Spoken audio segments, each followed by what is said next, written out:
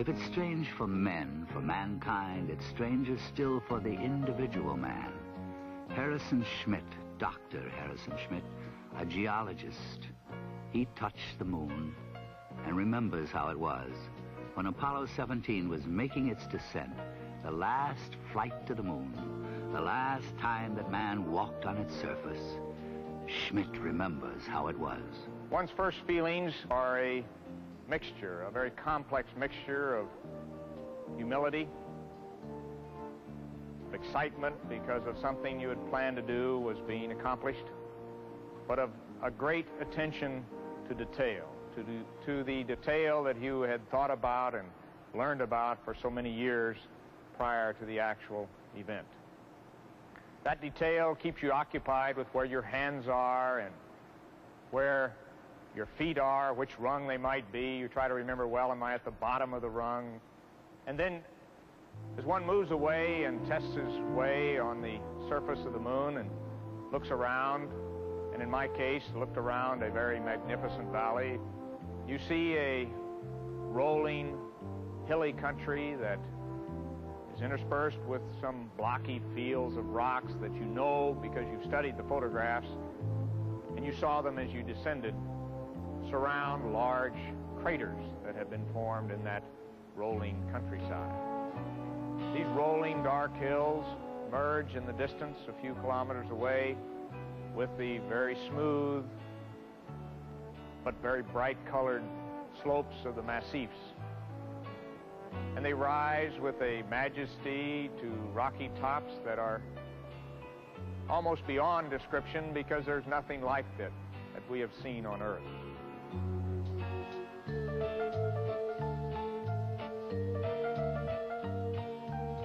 The Sea of Tranquility, Hadley Rill, Taurus Littoral.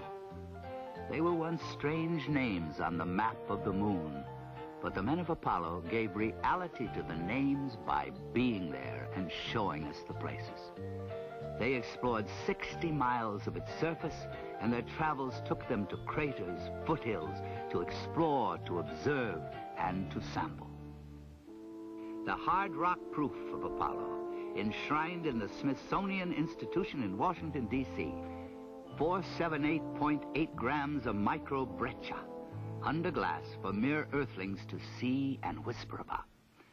Other rocks from the moon, 840 pounds, are being studied and talked about by scientists in laboratories around the world. Not only rocks, tens of thousands of photographs of those strange, exotic features of the moon.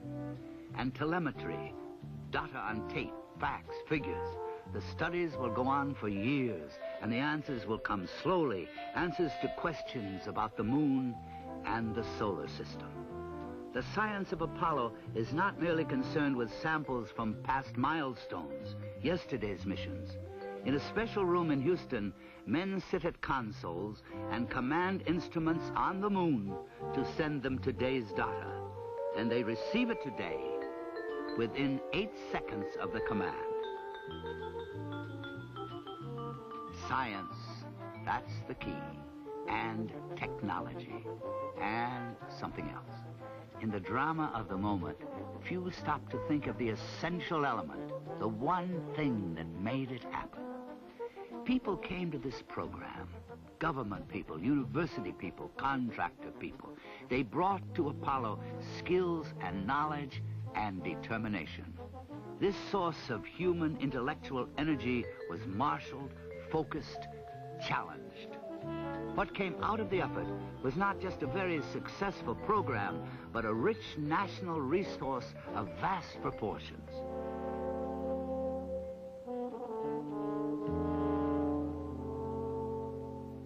Crystals from the moon, the symbols of the science of Apollo. Behind it, causing it, was the spirit of Apollo. I was strolling on the moon one day in a merry, merry month of December. Now, May's the month. May, that's right. May is the year of the month. When, much to my surprise, a pair of bunny eyes. That's the truth. You do that in West Texas and you get a... We saw something of this spirit. We shared in the adventure, the excitement, the euphoria of being there. We shared it with the men who bounced across the surface of the moon. Look at the size of that biggie. It is a biggie, isn't it? And the surprise of discovery. We were there too, all of us, watching, vicarious explorers. On for the big boulder. Okay, we're headed that way. You get the tongs, John? Yep. I'll carry the rake. Look at the size of that rock. Can't believe it. Got it. I can't either. Okay, let's go on back. I am. And the meaning, the significance of an occasion. That, too, came to us, flashed into our living rooms on our 19-inch window on the universe. Countries throughout the world.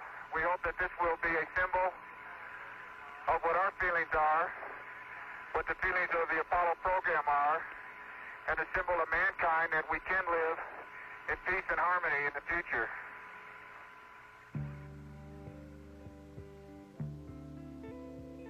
There was also pride. They put up the flag and then posed for pictures, as any visitor to a foreign place might do.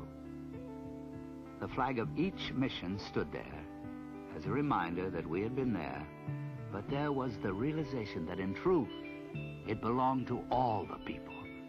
There are no boundaries on the moon.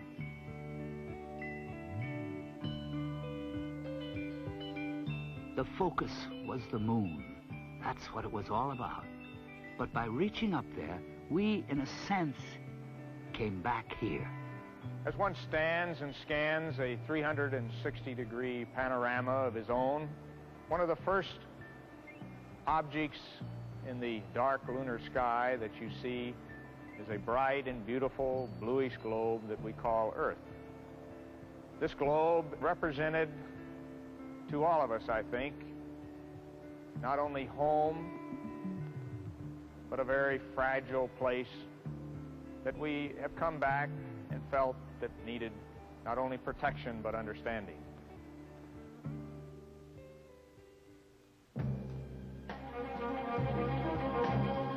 They first went there in 1969.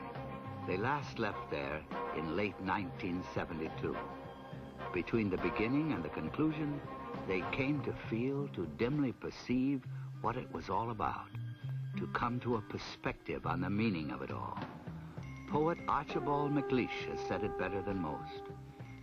To see the earth as it truly is, small and blue and beautiful, in that eternal silence where it floats, is to see ourselves as riders on the earth together, brothers who know now they are truly brothers.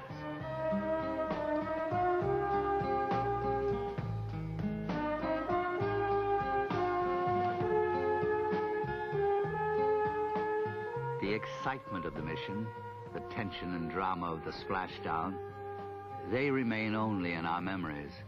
And in time, they'll be replaced in the future by other missions, other memories. The moments of Apollo may be over, but the understanding and the discovery, they go on. And the full meaning, the real meaning, may yet be in the future too. But for now, for the present, the images and the sounds provide meaning enough to each in his own way and to each in his own time.